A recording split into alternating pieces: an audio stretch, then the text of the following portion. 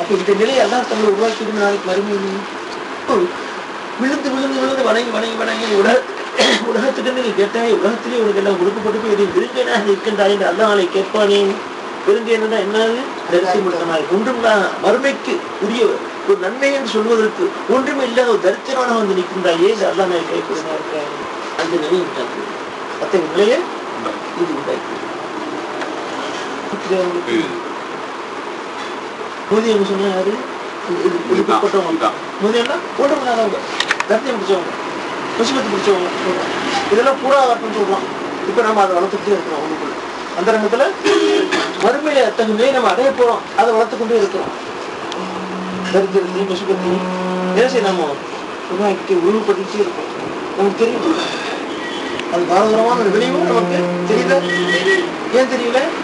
அறியாமையின் காரணமாக நமக்கு நம்முடைய நிலையை நமக்கு தெரியாம இருக்கு. நமக்கு நம்முடைய நிலையை தெரியாமல் தெரிந்து கொள்ள முடியாத நிலையில் இருக்கிறோம். துர்பாக்கியம் நம்முடைய இந்த நிலைப்பாடு நமக்கு தெரிய வருதா? அப்ப இது என்ன நிலை? கைசேதமான ஒரு நிலை. நாளைக்கு கைசேதப்படுவோம்.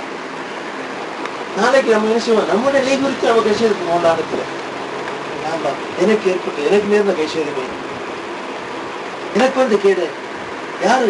எனக்கு வந்து கேடு யார் சொல்லி எழும்பா கபூர்ல இருந்து எனக்கு வந்து கேடு. இந்த நாள் இப்படி ஒரு நாள் எகராம இருந்திருக்க வேண்டுமே, எப்படி மீண்டும் இருபது எப்படா ஒரு நாள் இருந்திருக்க வேண்டுமே என்பதாக அந்த தரித்திரவர்கள்லாம் நினைப்பாருங்க. இதெல்லாம் நம்ம கவனத்தில் இருக்கணும். இதெல்லாம் நம்ம ஒரு நாளும் மறந்திருக்க முடியாது, மறக்கவும் முடியாது. மறக்க முடியுமா? கபூர் நிலைப்படுத்தி எப்படி இருப்பேன்? எனக்கு வந்து கேட முகத்துல நெஞ்சு அரைந்து கொண்டு அடித்துக் கொண்டு எழுப்பப்படுமா? யார் இட்டவர்கள்? இந்த தரித்திரவாங்க. இந்த மறுமைக்கு ஒன்றுமே இல்லை அவர்கள் இல்லை. வெறுங்கையா போறாங்க, எழுப்புறாங்க, போடுறான். நன்மைன்னு சொல்லிருக்கு ஒன்றுமே இல்லையா? தரித்திரவனா இருக்கிறான், நசிவு விட்டவனா இருக்கிறான். எல்லாரும் சபிக்கிறாங்க. அந்த நேரத்துல உலக படைப்பு அத்தனையும் அவனை சபிக்கின்றலாம்.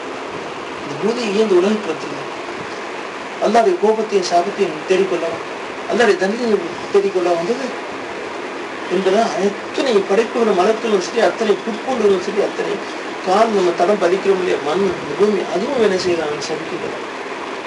ஏன் வந்து அவங்க உலகிற்கு இதுக்கு வராமல் இருந்தா எவ்வளவு நன்மையாக இருந்திருக்குமே, இவனுக்கு இத்தனை நிலை ஏற்பட்டிருக்காது என்பதாக அத்தனையும் அவை சபிக்கின்றான்.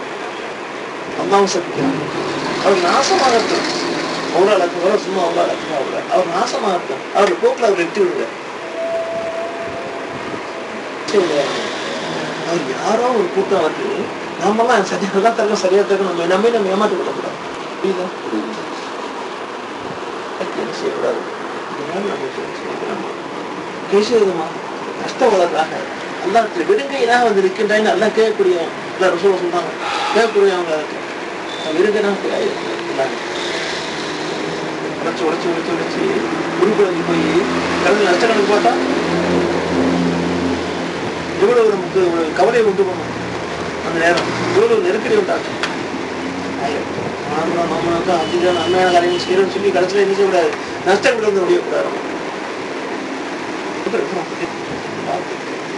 ரொம்ப வெளிப்புணர்வு மனித உறக்கத்தில் இருக்குன்னா எத்தனை உறக்கம் நம்ம தெரிஞ்சு உறக்காது. என்ன நடக்கும் தெரியுமா? உறங்கிட்டு இருக்கவங்களுக்கு அப்படி இருக்கிறோம். நம்மை சுற்றி நம்மில் என்ன நடந்து கொண்டு இருக்கின்றது, நம்ம என்ன செய்து கொண்டு இருக்கோம் தெரியாமல் நம்ம உறக்கத்தில் இருக்கிறோம். உறக்கம் அத்தகைய உறக்கத்தில் இருக்கோம்.